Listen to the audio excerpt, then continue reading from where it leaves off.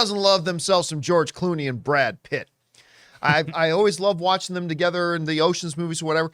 But we announced some time ago that they're doing a new movie together.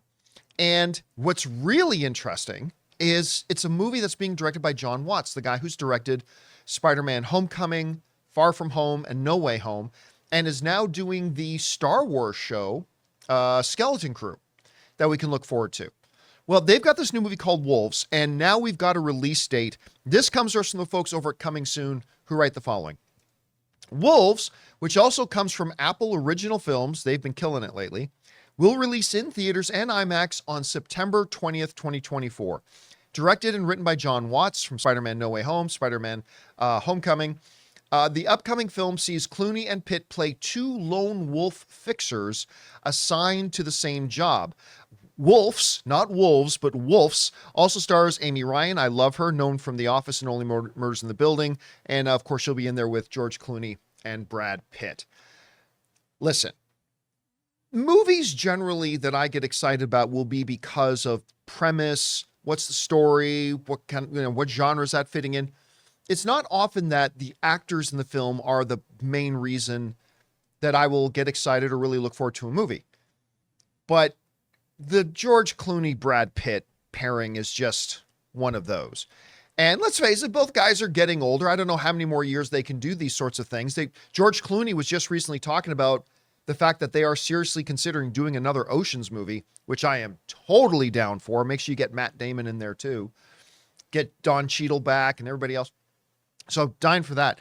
But this is kind of a cool idea. Two lone wolf fixers assigned to the same job. So you know there's going to be a little bit of spy versus in there. And of course, look, George Clooney is always hot. I mean, his name is always at the top of any A-list discussion. Brad Pitt, of course, finally won his first Academy Award with Once Upon a Time in Hollywood. And so, I mean, he's on a total resurgence right now as well. Super great actor, big movie star. So you got them now paired up with a guy that I am really, really interested in seeing what he does in the director's chair from now on. And you know what?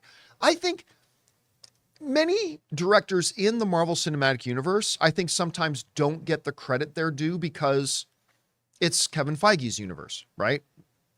But what Jon Watts did with those 3 Spider-Man movies, while understanding this, having to have one ear to Marvel and one ear to Sony, and having these 2 giant companies collaborating on it, and what he was able to then come in and do to make movies that can live up to the legacy of those beloved Sam Raimi Spider-Man movies and stuff like that. In some people's opinions, even surpass them. I still think Spider-Man 2 is the best live-action Spider-Man movie ever made.